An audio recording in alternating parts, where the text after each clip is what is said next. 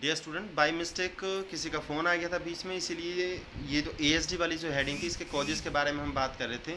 तो genetic cause के बारे में हम बात कर चुके थे। अब हम इन्वायरमेंटल फैक्टर और फिजिकल फैक्टर्स के बारे में, ब्रेन डेवलपमेंट के बारे में बात करेंगे। सो प्लीज़,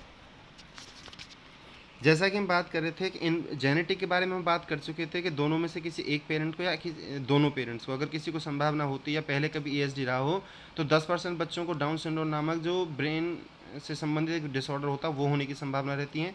अब हम बात कर रहे हैं इन्वायरमेंटल फैक्टर की। In fact there is no solid evidence to show that ASD can cause by environmental factor like diet और एक्सपोजर टू सर्टेन ड्रग्स और टॉक्सिन्स। ऑथर क्या कह रहा है कि वास्तव में ऐसा कोई ब्यौरा नहीं है, ऐसा कोई सबूत नहीं है, ऐसा कोई ऐसा वाक्य नहीं है कि जो इस बात को साबित करता हो कि वातावरणीय कारक से एएसडी होता हो, जैसे कि डाइट से संबंधित, अलग अलग गर्भावस्था में माँ के बीमारियों से लड़ने के लिए जो ड्रग्स वगैरह दवाइयाँ जो ली जाती हैं उनसे संबंधित, टॉक्सिन से संबंधित। But it is also averred, लेकिन ऐसा ज़रूर अंदाज़ा लगाया जाता है that mothers expose to high levels of pesticides. लेकिन एक माँ जब गर्भावस्था में बहुत ज़्यादा पेस्टिसाइड दवाइयों के या ऐसे रोगनाशकों के, कीटनाशकों के संपर्क में ज़्यादा आती है, एयर पोल्यूशन और वातावरण हवा के प्रदूषण में आती हैं, तो may also be had at higher risk of ASD. तो उसके होने वाले संतान को एएसडी होने की संभावना बहुत ज़्यादा रहती है।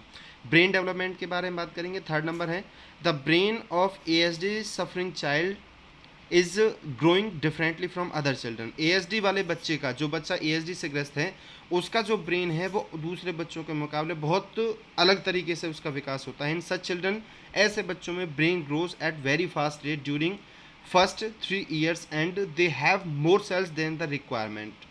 ऑथर क्या कह रहा है कि ऐसे बच्चों का दिमाग शुरुआत के 3 साल में और बच्चों के मुकाबले बहुत तेज़ी के साथ बढ़ता है, और उनमें पनपने वाले जो उनकी कोशिकाएं होती है, सेल्स जो होती हैं उनके अंदर, उनकी जो मात्रा होती है उनकी रिक्वायरमेंट से, ज़रूरत से बहुत ज़्यादा होती हैं, और उनका जो आपस में जो कनेक्शन होता है कोशिकाओं का वो भी कह सकते हो कि प्रॉपर नहीं होता।